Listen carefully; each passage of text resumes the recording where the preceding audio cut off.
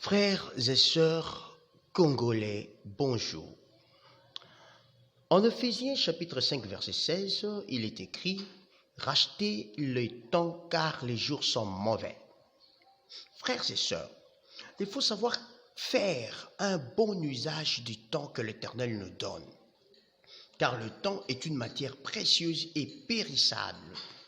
Quand on le perd, on ne sait plus le récupérer.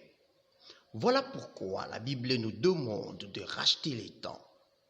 Quant aux jours mauvais, il est question des temps ou moments difficiles qui interviendront dans le dernier jour ou dans le temps de la fin, c'est-à-dire les temps actuels, les temps où nous sommes en train de vivre avec vous. À ce sujet, Jésus-Christ répond, « Prenez garde que vous ne soyez séduits, car plusieurs viendront en mon nom, disant ce moi, et les temps approchent. Ne le suivez pas.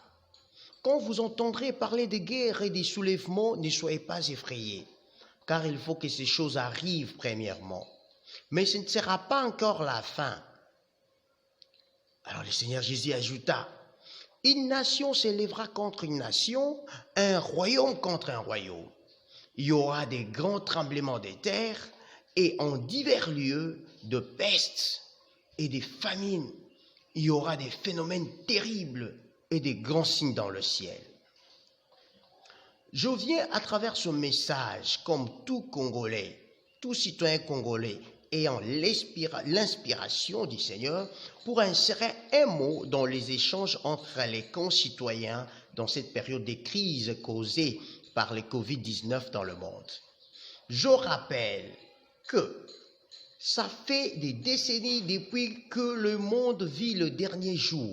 Il s'agit des 2 jours seulement. Pour ceux qui ne savent pas, le monde avait reçu une semaine en termes de 1000 ans par jour depuis Adam. Premier jour, 1000 ans. De Adam à Enoch. De 400 000 ans, plutôt 4000 ans à 3000 ans. Deuxième jour, 100 000 ans. D'Enoch à Abraham. De 3000 ans à 2000 ans. Troisième jour, 1000 ans. D'Abraham à Salomon. De 2000 ans à 1000 ans. Quatrième jour, 1000 ans. De Salomon au Moyen-Âge.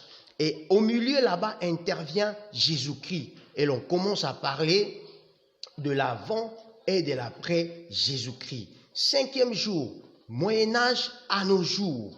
1000 ans encore. Et le 6e jour, vers la fin de la dernière moitié, interviendra le retour de Christ.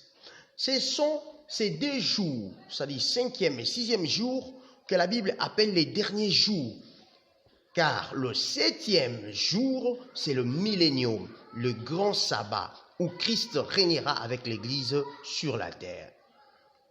Quand la Bible parle de temps dernier, elle fait allusion à ces 2 jours. Il est dit que dans ces derniers temps, il y aura des jours difficiles.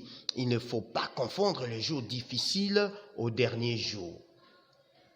Que personne ne vous séduise par de vains discours, car c'est à cause de ces choses que la colère de Dieu vient sur le fils de la rébellion. Ephésiens 5, 6.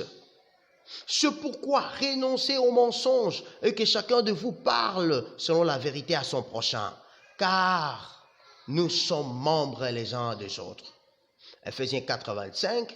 C'est pourquoi, dans le temps difficile, filles et fils de la maison doivent parler un même langage, regarder dans la même direction, mettre de côté toutes nos divergences politiques, économiques et autres pour former un front commun contre la pandémie Covid-19, notre ennemi commun, et le vaincre avant de revenir sur nos positions individuelles, car toute personne est libre de penser et d'agir, sous réserve bien sûr du respect de la loi, sous réserve de l'ordre public, des bonnes mœurs et des droits d'autrui.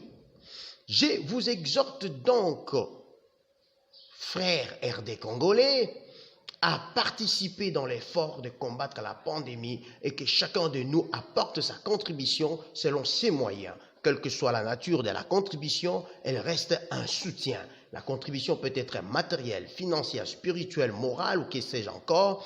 Apportons notre contribution, cessons des luttes intestines, formons un bloc contre la pandémie et nous allons vaincre. Et ensuite, la RDC va continuer à vivre parce que le Covid-19 n'est pas la fin du monde.